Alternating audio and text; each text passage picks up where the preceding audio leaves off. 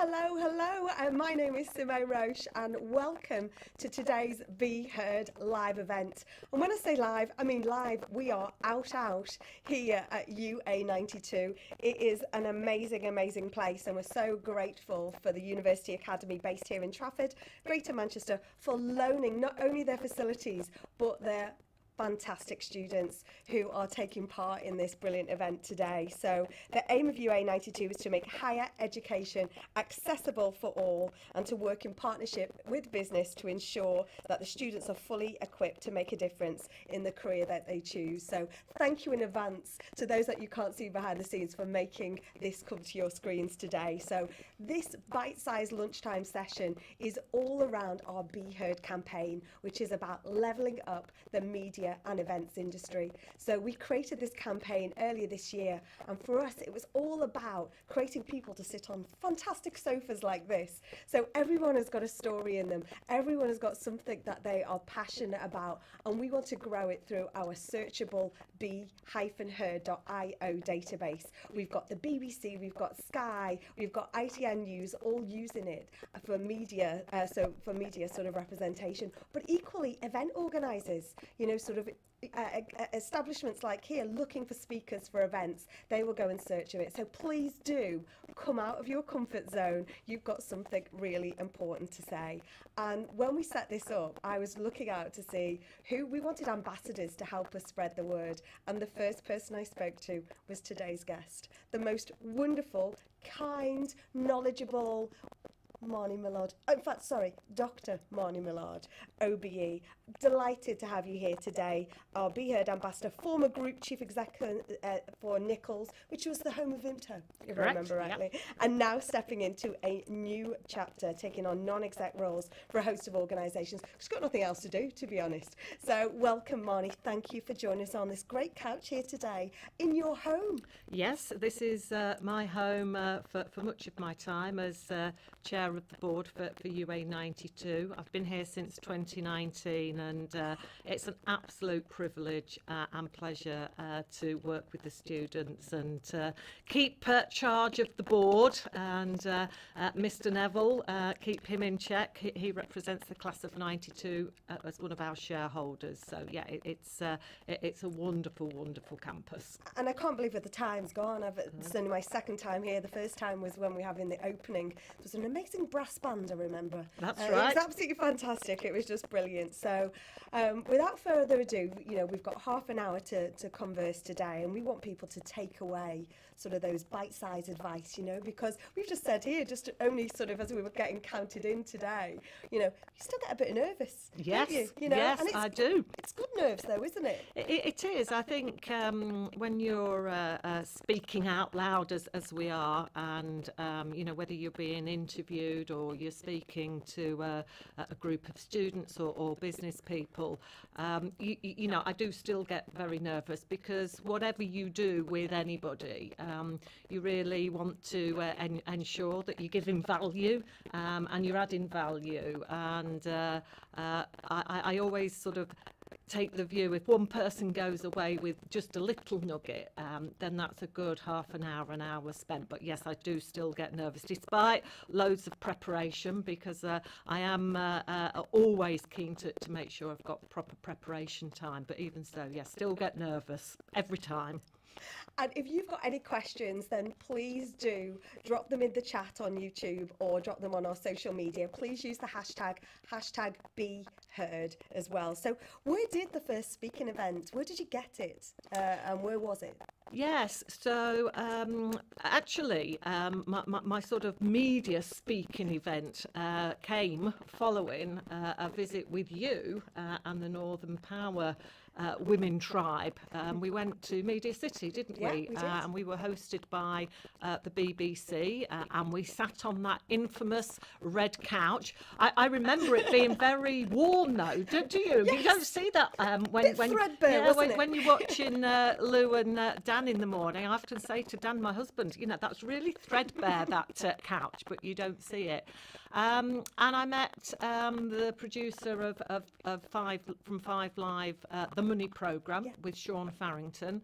And he pestered me to be a guest, and I thought, do you know what, I can't take part in Simone's event, enjoy it, and then not take up the challenge. In between that, though, before going on to 5 Live, the breakfast programme, the Money Programme, I did actually do an interview with Sky News, and that was Ian King on the lunchtime show when we were doing our results during COVID when I was at Vimto, and I found that quite nerve-wracking. I actually found the 5 Live programme, because I was a programme guest, I found that much more comfortable, and it was very, very well prepared for, and I think that's really key to any event or piece of speaking that you're doing is, what are we trying to achieve here with the audience, and therefore, just try and get those key messages in your mind, what you want to land during that time. But that was a very, very really positive experience, and I would happily go back and speak with Sean at any time. It was a very friendly atmosphere. Not saying that Sky News wasn't, but it was much more punchy, and I found that one quite nerve-wracking. But I think that's probably, they often talk about that, don't they, when it's about the company figures or the company stats, then Yes. it's probably more likely to be sort of a bit more Paxman. Yeah, he was very direct, and I got told off because obviously it was done virtually, the interview, and a bit like you, I'm always using my hands, and apparently the hands kept shaking I kept shaking the computer, so it was making me vibrate at the other end. So he did tell me off for not sitting still. So but other than that, I think you learn something every time. You do something out of your comfort zone, as you well know, and you reflect back and you think, I probably wouldn't do that next time, but that bit I was really happy with. And I think starting with the radio in some ways it is somewhat easier because it's more intimate, it is more of a conversation than an interview. But I was, when we were preparing for today, and you were asking me what things I'd taken part in. I did go on Radio 4 Question Time with Mr. Dimbleby. Actually, the new mayor of Yorkshire, Tracy Brabham, was on there. She was lovely. We had a very, very good conversation. But that was really hard to prepare for because the questions are coming from the audience. And I was actually chair of the CBI for the North West region when we did that programme. And it was just as the referendum had happened. So, Brexit was very, very topical. And I was quite concerned because I was representing business in the North West and I was there with my CBI hat on. However, very, very conscious that I'm chief executive of a public listed company as well, and you never really want to say anything that would reflect poorly on the business, and so I found that quite tricky. And for some reason he kept coming to me first to answer the questions, whereas normally with a panel you've got a little bit of thinking time, haven't you? But on this occasion he must have decided that I was first on his list every single time. But that was very, very nerve-wracking, simply because you weren't quite sure what questions were going to come your way. So it was much harder to prepare for. And I think there's two things in there for me. I remember in one of our shared WhatsApp groups, I remember you being very honest and very authentic and vulnerable almost about that very first one that you did. And you went, and I just remember thinking, that's why Marnie has to be our ambassador for something we've not even created yet. But I'm sure if I asked nicer, it'd be fine. And it was because you were so honest and saying, but I feel I have a responsibility, and also I want to make sure I keep coming out of that comfort zone, so I am going to do it again. And you did. Yes. And what would you say, it's great to be prepared on, but any other sort of top tips that help you with the shaky hands?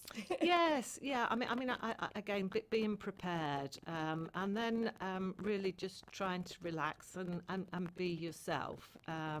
and always be truthful with questions and answers. And I think with that approach, people seem to enjoy talking to us power women, and I do take that responsibility. Funnily enough, we're recruiting for a non-exec director for one of my other businesses that I chair.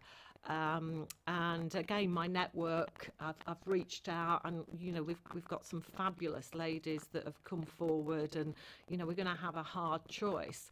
But one lady, we just had a very good conversation last week, and she's embarking on her non-exec career, and I don't know, it just comes naturally to me to offer her help and connect. I think it's part of why we're such good friends, is that you want to walk the talk, and therefore all the hard work you do to put us connect with people, and the visit to the BBC, you've then got to use it, Simone. And it's like our students here, you want to be a good role model. If they see you sort of jumping and leaping into that unknown, then what's the worst can happen, really?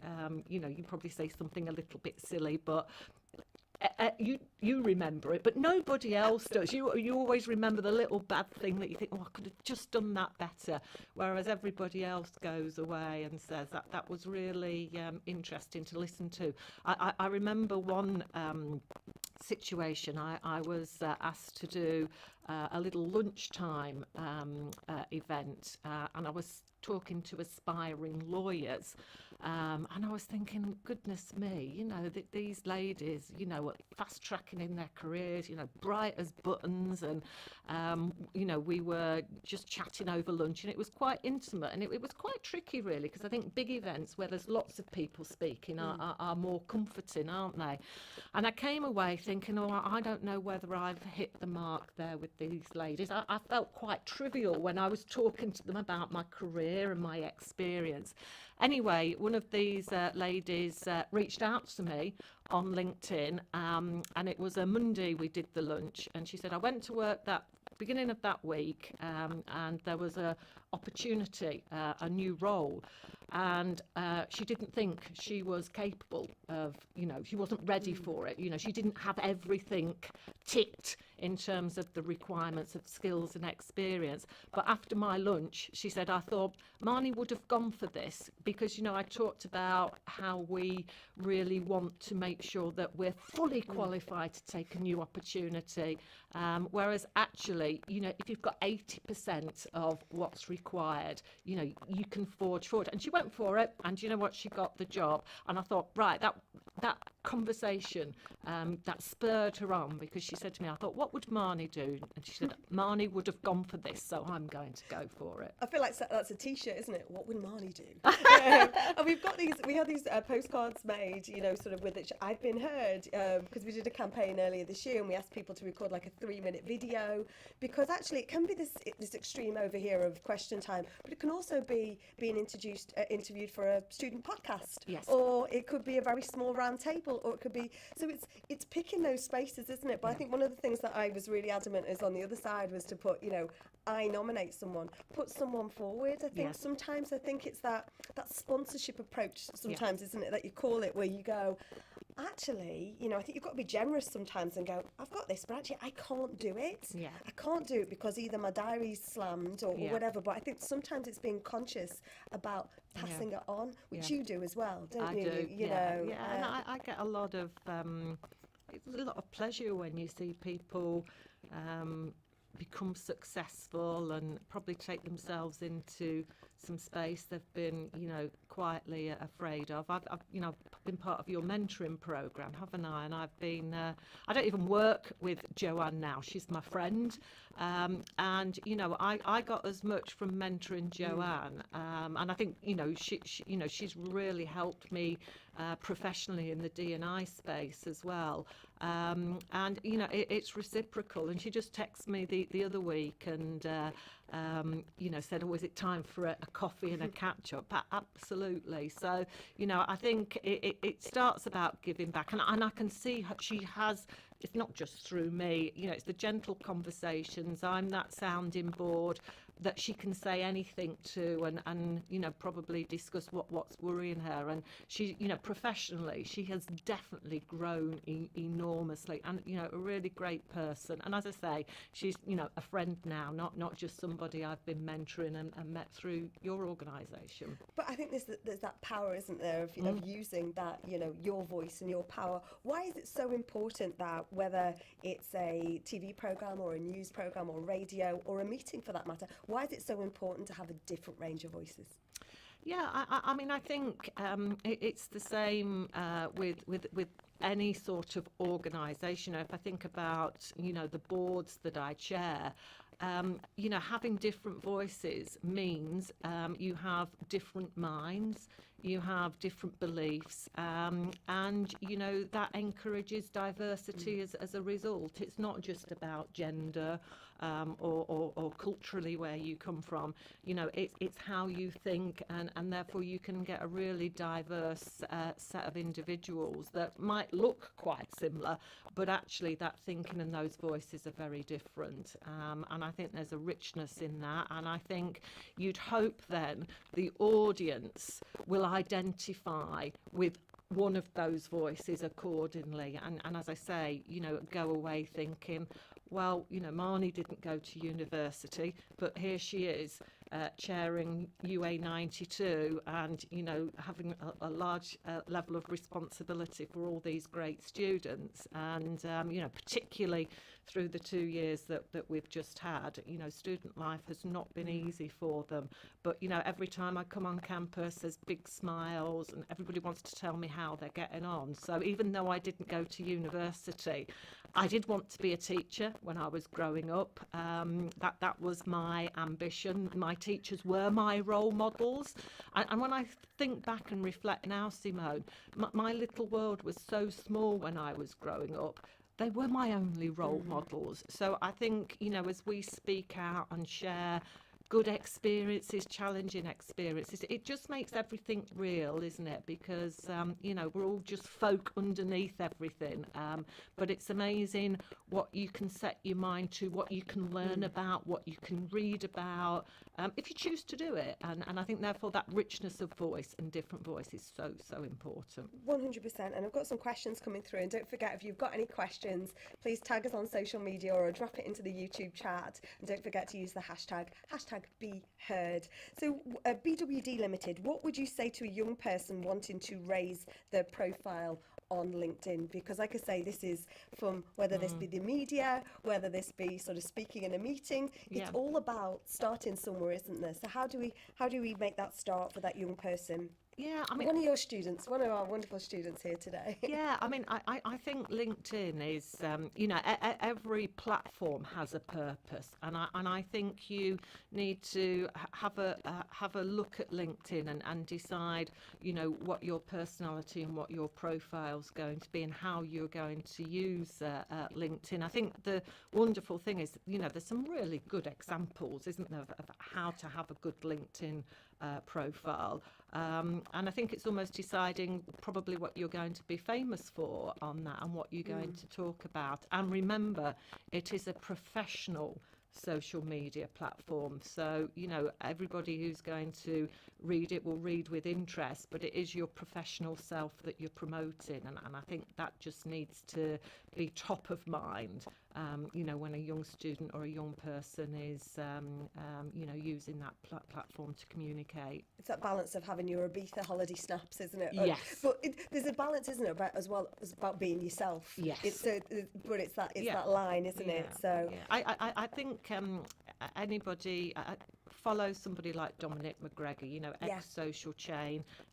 He's actually a friend of UA 92, and I've known Dom for a long while. But, you know, following somebody like that, and therefore, you know, don't be afraid to nick ideas, because, you know, that's how you learn and how you craft and develop your profile, isn't it? So it's flattering. I'm always a big fan of asking. Yes. You know, I think the community that we've built, so we have Be Heard, we have Northern Power Women, Northern Power Futures and Power Platform, you know, just busy sometimes, but I think I'm really proud of the community that has been built. Well, everybody wants to do something. Yes. Everybody wants to help. Yeah. So I always think ask, because actually there's a whole community of people out there that do want to, People are very generous with their Yeah. time and opinions, haven't they? I mean, for example, I was updating my CV as I left Vimto.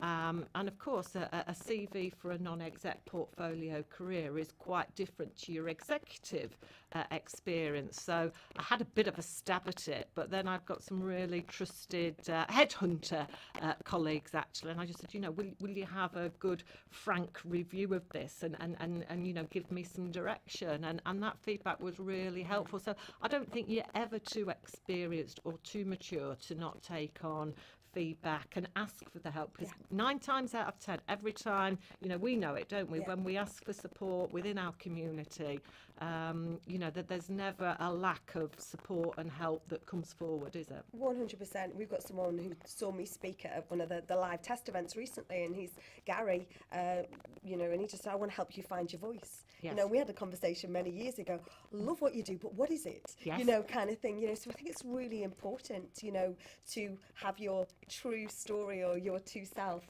Yes. to be heard, so I think so how have, you've talked about the person that you encouraged after speaking to go and apply for a role, but how have your wider media and speaking experiences impacted on your life?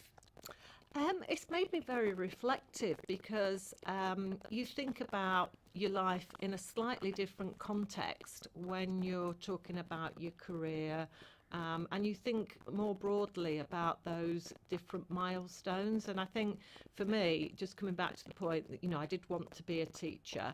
When I think about our prospective students, I had an opportunity, I had an interview at Birmingham. It was a polytechnic then, and my parents hadn't been to university, so they always encouraged me and my sister, but that sort of never come into their thinking. So I got on the train at Peterborough, I got to New Street Station, got my A to Z out because I had to walk to campus. No Google Maps in those days, and I walked into that campus.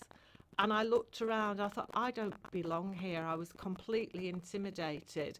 And I just walked out. So I never went to the interview. I got back on the train, got back to Peterborough, and I went into the world of work. Now, I have not stopped learning, and, and being involved here is completely different. But, I want our students, those students that have got potential, it's perhaps unrealised at the moment, it's untapped. UA 92 is a very, very different proposition, to other institutions in Greater Manchester, and we're proud of that. We're here for a different reason, but taking yourself out of that comfort zone. But it's those so when I'm talking about why am I here at UA 92, I sort of start thinking consciously then, and then the story sort of, that milestone happened, this happened. When I ran a factory for 5 years, that was such a difficult gig for me, but I learned so much, and I was out of my comfort zone every single day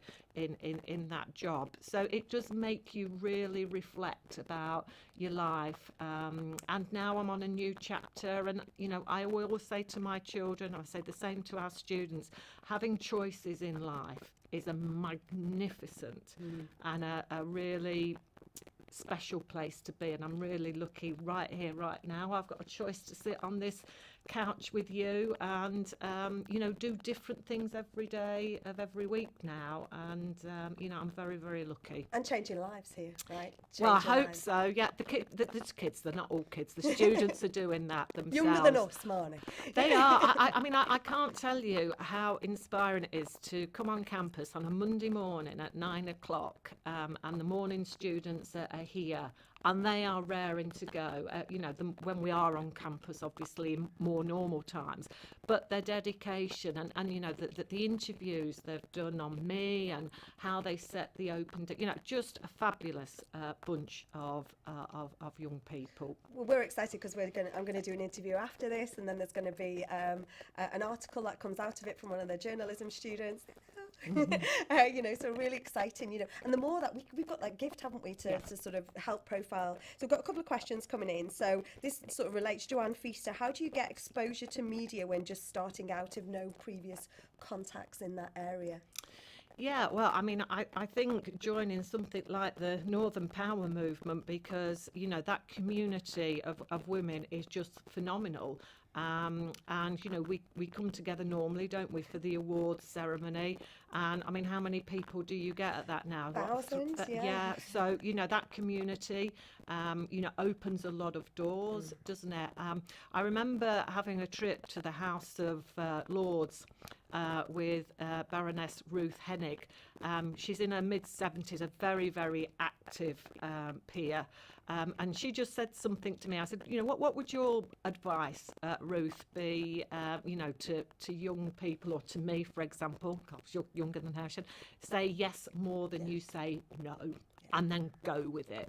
And I thought, I've done that a lot. Sometimes I get myself in a bit of a pickle because I think I've taken too much on, and you've said you'll speak at this conference.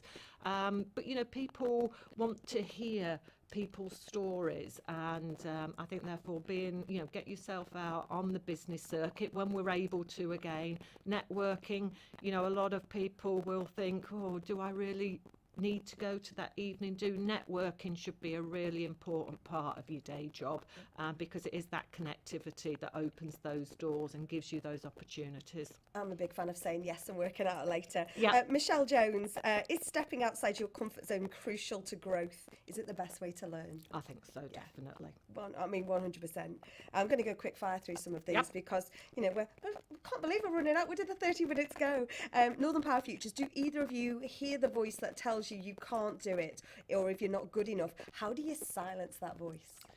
Yeah, that's a really good question, and I was talking to the lady I was referring to about the role, about that imposter syndrome, and I don't think it ever goes away, really, does it, Simone? But you learn to deal with it, and I'm just really fortunate. I've got a very supportive family, but a very, very supportive cohort of colleagues and friends now through work, that actually they're championing you, and we champion each other back. So I think that's just really, really important. I think that's really important, is that kind of, I think sometimes you've got to tell someone else's story back to them. So I think that's something else for Joanne as well, is put yourself forward on be-her.io. Really sort of think about what your story is. Think about what it is that you want to go out there and talk about it. And then whether or not it starts off at sort of business events or student events, find students that are in that, sort of that specialism or whatever, and, get yourself started on interviews or whatever. You've got to build your confidence, haven't you? Confidence, is a really positive motivator, and the more out of your comfort zone times you have, the more your confidence will build, and you grow with that, don't you? Absolutely. And I think sometimes it's just that one little thing, and all of a sudden you think, if I just make that one step every day, 6 months down the line you're in a totally different place and think, I can't believe I did that, so what is your one takeaway that people can do today to build that confidence and to build that profile? What is that one takeaway? I think it is what you've just said, is sitting down and deciding what your story is, and your story is real, your experience is real, and nobody is better placed than you to talk about yourself, what you do professionally, what you do socially. So own yourself. Yeah, and if you think about whether it be the BBC sofa or whatever, it's not always going to be about talking about your company figures. It's going to talk about, sort of how you have just created the most amazing viral conversation because you've done a skateboard trick. It could be anything. It's almost in your comfort zone and out your comfort zone at the same time, isn't it? But it needs you to do it. It needs you to do it. So I can't believe where the time has gone. Me neither. Thank you all for joining us for today's bite-sized Be Heard lunch with Dr. Marnie Millard OBE. Such an amazing role model. She's clearly going to go off to be a teacher now. That's where we're going to see her. We're going to see her at, the next big teacher education conference. Thank you so much to the massive team here at UA92. Thank you to the wonderful students. A massive round of applause. Really delighted that you're part of today's conversation. Keep the conversation going on social media. Use the hashtag Be Heard. If there's any conversations that you've got that you haven't had a chance to sort of get through to us, just send us a message. We'll pass it on to Marnie and we'll feed it back out again. But thank you for joining us then this wonderful, is it Monday lunchtime, and thank you to all of you out there, and thank you so much to Dr. Marnie today for joining us. My pleasure.